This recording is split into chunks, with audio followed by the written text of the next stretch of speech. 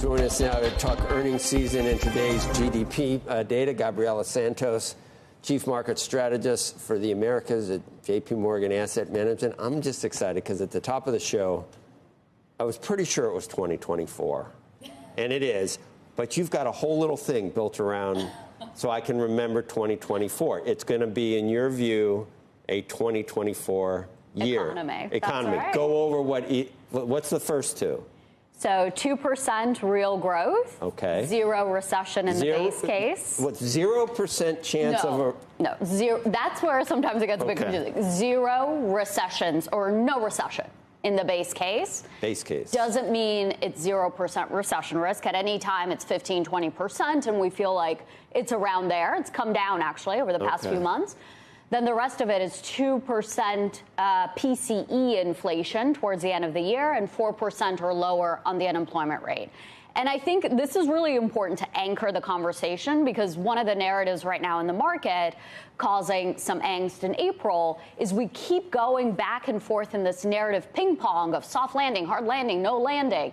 Look, maybe there's a little bit more upside to growth, a little bit more upside to inflation, but you're still rounding down to that 2024.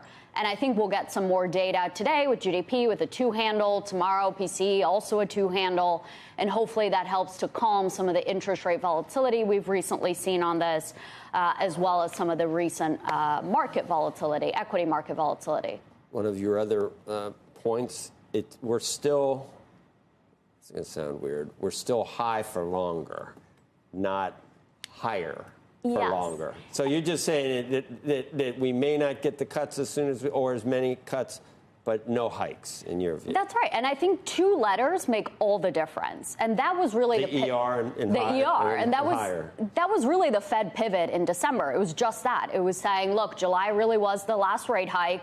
We see risk as more balanced. We see the diffusion of inflation has really come down. Inflation expectations are anchored. That's enough now. And the next move, it's inclined to be a cut. It's not tomorrow, but that's the next move. And that makes a difference. It gives gives companies, gives consumers, gives investors much more visibility about the cost of capital, and as a result, unleash quite a powerful rally there for 5 months. We seem to be, and someone complained yesterday, we don't talk about Bitcoin when it goes down. We do when it goes down, doesn't it? It has been, it's down again today, but we're in a risk-off environment right now, are we not? The Dow's called down triple digits.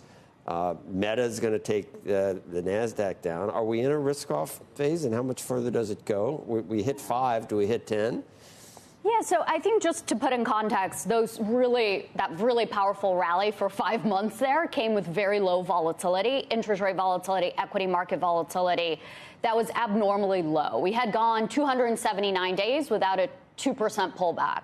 It's much more, shall we say, normal to have 5% corrections 3 times during the year, 10% intra-year as well. So far, just normal behavior, shall we say.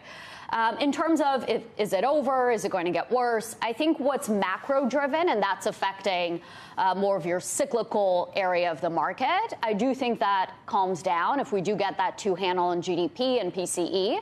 But then there's a separate issue going on, which is much more micro and focused on earnings and the very high bar that was set there for some companies.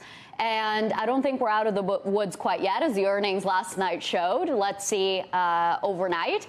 We get 2 more important ones. But that is a very micro story and much more focused on that concentration risk that we had been warning about, and is clearly an important issue here this week. You're a financial person. You do use the term Middle East, and you say still worth monitoring, but really only in the context of oil. We just decided to fund another $90 billion. How about those? But look at what it's for. Ukraine is still scary. The Middle East for Israel, it's still scary. Taiwan, still scary. Any of these things ever going to come home to be something really scary for the stock market? So I do think we're in a period where we've left behind very low geopolitical risk environment we had been in for decades, and we are in a more heightened geopolitical risk environment. And that has huge implications longer term. For example, we are in an area of more defense spending. And that's very much true, not just here in the U.S., but in Europe, in Japan, and other parts of the world. And that's led to a very strong recovery for aerospace and defense companies within industrials here in the U.S., but also in Europe, one of the top sectors last year. We're also in an environment where there's more diversification of supply chains, also huge implications for countries that are winning, like Mexico, like India. So there is a longer-term read-through. I think in terms of shock for the market, then it's via commodities and oil.